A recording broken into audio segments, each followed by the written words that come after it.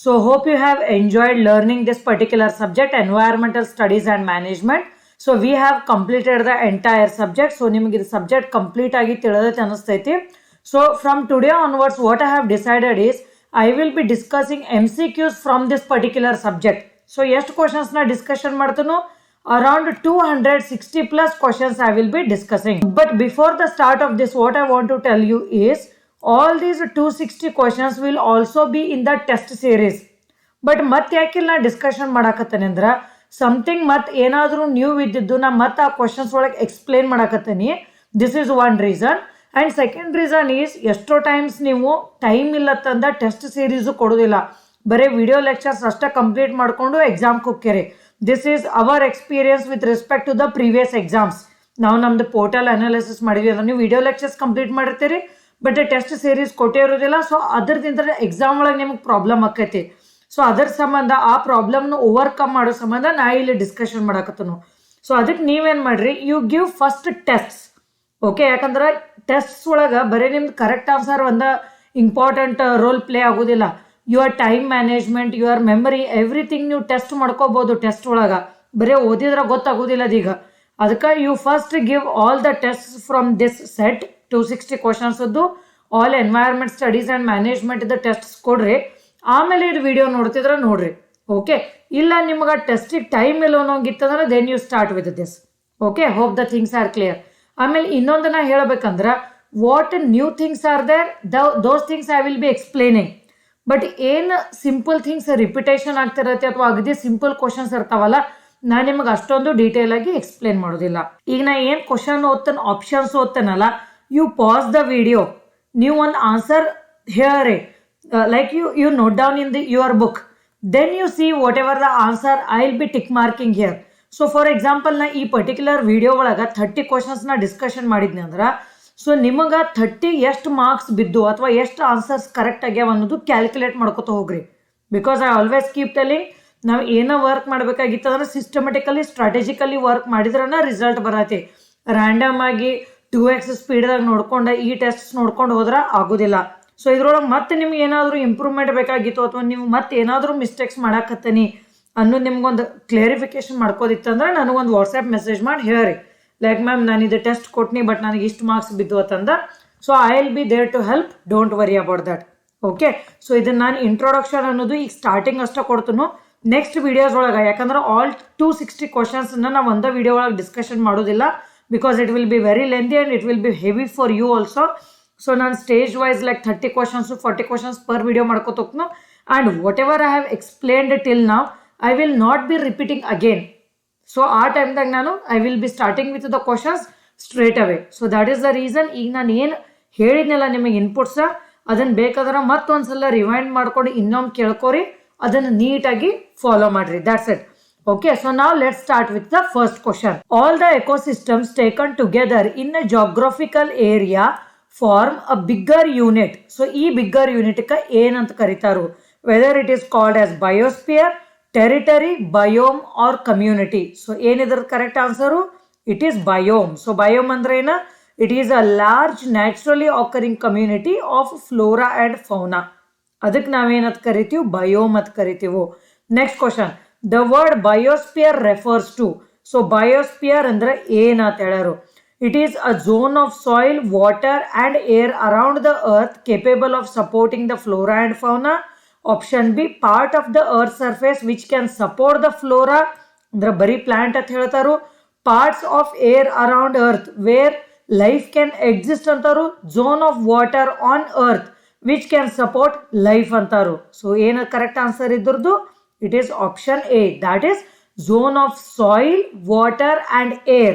So ಇವು ಮೂರು ಕೂಡಿದ್ದು ಲೈಫಿಗೆ ಸಪೋರ್ಟ್ ಏನು ಮಾಡ್ದೈತಲ್ಲ, ಲೈಫ್ ಅಂದ್ರೆ ಏನ? Flora and fauna. ಫ್ಲೋರಾ ಅಂದ್ರೆ ಏನ? ಪ್ಲಾಂಟು, ಇದು ಆ್ಯನಿಮಲ್ಲು. ಸೊ ಅದಕ್ಕೆ ನಾವೇನಂತ ಕರಿತೀವಿ? Biosphere. Next question, which of the following is the renewable source of the energy? So coal, mineral oil, natural gas, forest. So renewable source ಅಂದ್ರೆ ಏನ? Which can be replenished, reformed. So coal ಅಂತೂ ಅಲ್ಲ, it is ನಾನ್ ರಿನ್ಯೂಯೇಬಲ್. ಯಾಕಂದ್ರೆ ಒಮ್ಮೆ ಖಾಲಿ ಆಯ್ತಂದ್ರೆ ಮುಗೀತು. Mineral oil ಅಲ್ಲ, ಒಮ್ಮೆ ಖಾಲಿ ಆಯ್ತಂದ್ರೆ ಮುಗೀತು. ನ್ಯಾಚುರಲ್ ಆಯಿಲು ಅಲ್ಲ, ಒಮ್ಮೆ ಖಾಲಿ ಆಯ್ತಂದ್ರೆ ಮುಗೀತು. So the correct answer here is forest. So forest deforestation ಆದ್ರೂ again the plants will grow and again they will form the trees one day. So trees ಹೆಚ್ಚು ಫಾರ್ಮ್ ಆತಂದ್ರೆ again the forest will be formed. So that's why the forest is considered as the renewable source. Next one is which of the following is the correct sequence of ecosystem in the order of decreasing productivity? So now different types of ecosystems kaltivu. Decreasing productivity andrana, productivity andre ಏನು ಇದರ meaning? It is the presence of the organic matter, ಅದಕ್ಕೆ ನಾವು productivity ಅಂತ ಕರಿತೀವಿ. So ಪ್ರತಿಯೊಂದರೊಳಗೆ ಮೂರು ಅಥವಾ 4 options ಅದಾವೆ ನೋಡ್ರಿ ಇದ್ರೊಳಗೆ. ಸೊ 4 ಡಿಫ್ರೆಂಟ್ ಎಕೋಸಿಸ್ಟಮ್ಸ್ ಅದಾವೆ ಇದ್ರೊಳಗೆ ಪ್ರತಿ ಆಪ್ಷನ್ ಒಳಗೆ. ಸೊ ಯಾವುದರೊಳಗೆ it is arranged in the form of the decreasing organic matter. So ಎದ್ರೊಳಗ decreasing organic matter ಅನ್ನೋದು ಐತಿ.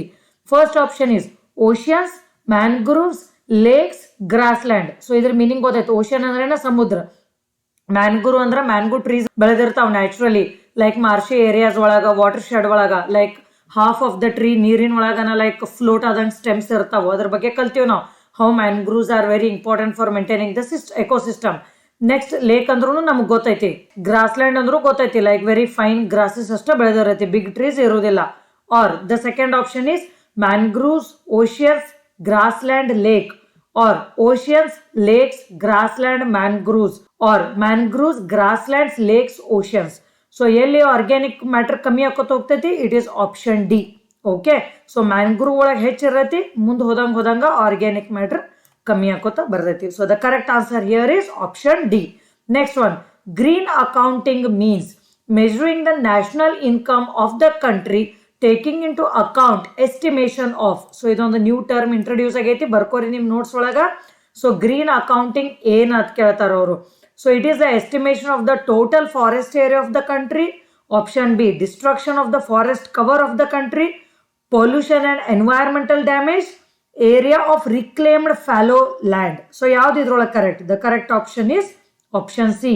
That is it will account the pollution as well as the environmental damage. It is not about the total forest area, neither it is about the destruction, nor it is about the reclaimed fallow land. Reclaimed fallow land ಅಂದ್ರೇನ?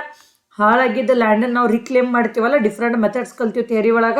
So ಅದಕ್ಕೆ so no, here the correct answer is option C. Next, Ramsar convention refers to the conservation of deserts, wetlands, agricultural lands, forest. So ಏನಿದ್ರ correct answer? Option B. So Ramsar convention ಅದು ಕಲ್ತೀವಿ ನಾವು detail ಒಳಗೆ. ಏನಿದು? It is a convention on wetlands that was signed in the year 1971 in Ramsar. So Ramsar ಎಲ್ಲೈತಿ? Iran ಒಳಗೈತಿ. So mainly ಇದನ್ನು convention ಮಾಡಿದವರು for the preservation of the wetlands. So the correct option here is option B. Next, which one of the following is an abiotic renewable source? So abiotic ಅಂದ್ರನ life ಇಲ್ಲ, renewable ಅಂದ್ರನ continue form ಆಕೈತಿ, ಖಾಲಿ ಆಗೋದಿಲ್ಲ. So ಇದ್ರೊಳಗೆ first abiotic ಯಾವ್ದೈತಿ ನೋಡ್ರಿ. So iron ore abiotic ಐತಿ. Then water is also abiotic. Livestock ಅಂದ್ರೇನ cattle, those are biotic. Forest is also biotic. So ಈ ಆಪ್ಷನ್ಸ್ ಒಳಗ ಆಪ್ಷನ್ ಎ, ಆಪ್ಷನ್ ಸಿ ಒಳಗ ಐರನ್ ಓರ್ ವಾಟರ್ ಅದೈತಿ. So ಇದ್ರೊಳಗೆ ಯಾವ್ದು renewable? Yes, it is C, option C. ಯಾಕಂದ್ರೆ iron ore is non renewable. Next, the term biotype means. So biotype ಅಂದ್ರೆ ಏನ್ ಅಂತ ಹೇಳ್ತಾರ ಅವರು. So whether it is option A, that is all individuals having the same phenotype, all individuals having the same genotype, or all individuals with different phenotype, or all individuals with a different genotype. So ಏನು ಇದು correct option? So first ಇದಕ್ಕೆ ನಾವು we will understand the meaning of the term biotype. So biotype ಅಂದ್ರೆ ಏನ? It is a group of organisms having an identical genetic constitution. Okay, ಒಂದು group of organisms ಏನಿರ್ತಾವಲ್ಲ ಅದರದ್ದು genes ಅನ್ನೋದು ಏನಿರುತ್ತಲ್ಲ similar ಇರತ್ತೆ. ಫಾರ್ ಎಕ್ಸಾಂಪಲ್ ಈಗ ನೋಡ್ರಿ, ಕ್ಯಾರೆಟು, ಬೀಟ್ರೂಟು, ಪೊಟ್ಯಾಟೋಸು. ಸೊ ಅವಕ್ಕೆಲ್ಲ ನಾವು ಸಿಮಿಲರ್ ಜೆನೆಟಿಕ್ ಕಂಪೋಸಿಷನ್ಕ ಬಯೋಟೈಪ್ ಅಂತೀವಿ. ಓಕೆ, ಬಟ್ ಇದ್ರೊಳಗೆ ಇನ್ನೊಂದು ಟರ್ಮ್ ಏನು ಹೇಳ್ಯಾರ ಅವರು? ಫಿನೋಟೈಪು, ಜೀನೋಟೈಪು ಅಂದಾರು. ಸೊ ಫಿನೋಟೈಪ್ ಅಂದ್ರೆ ಏನೀಗ? It is a set of observable physical traits. ಅಂದ್ರೆ ಏನ? ಈಗ ನಾ ಹಿಂಗದನಿ, ಸೊ ನೀವು ಹಿಂಗದೇರಿ, ಅಥವಾ ಇದು ಆ್ಯನಿಮಲ್ ಹಿಂಗೈತಿ, ಇದು ಪ್ಲಾಂಟ್ ಹಿಂಗೈತಿ, ನಿಮಗೆ ನೋಡಿದ ಕೂಡಲೇ ಹೆಂಗೆ ಕಾಣ್ತೈತಲ್ಲ ಅದು. So that is called as phenotype. Fino ಅಂದ್ರೆ ಏನಿದ್ರೊಳಗೆ? ಅಬ್ಸರ್ವ್ ಮಾಡಲಿ. ಲೈಕ್ ನೋಡ್ರಿ, ಇವ್ರು ಬೆಳ್ಳಗದಾರು, ಇವ್ರು ಕರ್ಗದಾರು, ಇವ್ರು ದಪ್ಪ ಅದಾರು, ಇವ್ರದ್ದು ಹೇರ್ ಗ್ರೇ ಹೇರ್ ಅದಾವು, ವೈಟ್ ಹೇರ್ ಅದಾವು, ಬ್ಲ್ಯಾಕ್ ಐಸ್ ಅದಾವು, ಗ್ರೀನ್ ಐಸ್ ಅದಾವು. So these are the examples of the phenotype. ಅದ ಜಿನೋಟೈಪ್ ಅಂದ್ರೆ ಏನ? So whatever the genes we inherit from our parents, so that is genotype. So ಇದೆಲ್ಲ ನಾವು biotype, phenotype, genotype ಮೂರತ್ರದ್ದು meaning ನಮ್ಗೆ ತಿಳಿತು. So here the correct answer is biotype is the one which means all individuals having the same genotype. So option C is correct here. So we studied something new here. Write down in your notes. Next one. An ecosystem consists of. Ecosystem ಒಳಗೆ ಏನೇನ್ ಇರ್ತೈತಿ? Option A, producers, consumers, decomposers, all the types and animals of the area, a living community and its environment, carnivorous and herbivorous of that area. So very simple answer. Here the ecosystem is a living community and its environment completely. It can be like producers, consumers, decomposers. So ಇದು option A ಅದು correct ಆಗೋದಿಲ್ಲ, ಯಾಕಂದ್ರೆ ಇದ್ರೊಳಗೆ environment ಬಗ್ಗೆ ಹೇಳಿಲ್ಲ, ಬರೀ ಇದ್ರೊಳಗೆ ಏನು ಹೇಳ್ಯಾರು, ಪ್ರೊಡ್ಯೂಸರ್ಸ್ ಅಥವಾ ಲಿವಿಂಗ್ ಕಮ್ಯುನಿಟಿ ಬಗ್ಗೆ ಅಷ್ಟೇ ಡಿಸ್ಕಷನ್ ಮಾಡ್ಯಾರು. ಬಟ್ ಎಕೋಸಿಸ್ಟಮ್ ಒಳಗ ಏನೈತೆ as per the definition, it includes both biotic as well as abiotic. So that's why the option C is correct here. Fine. Let's see the next question. Melanoria is associated with. ಇದೊಂದು disease ಐತಿ. So ಇದು disease ಎದಕ್ಕೆ associate ಆಗೈತಿ? Whether it is caused because of the water pollution or ozone depletion or acid rain or global warming. So it is because of the ozone layer depletion. So melanoma ಅಂದ್ರೆ ಏನ? It is the skin cancer. Melano skin. So skin cancer is associated or it is formed or it is caused because of the ozone layer depletion. Write down this. Next one.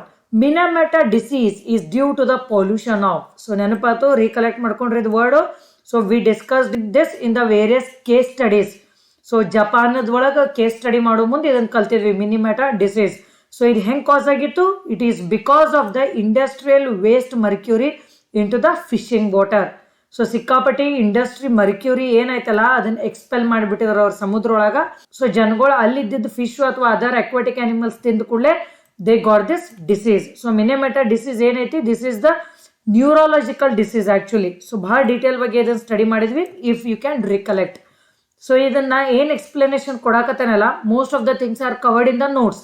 But ನಿಮಗೆ recollect ಮಾಡ್ಕೊಳಕ್ ಆಗ್ತಿದ್ದಿಲ್ಲ ಅಂದ್ರೆ then I suggest you to watch the video lectures again at 2x speed and then start with the MCQs. Okay, let's see the next question. The instrument that measures temperature, pressure and humidity at various altitudes in the atmosphere. So ಏನು find out ಮಾಡಬೇಕು? 4 instruments they have given to you.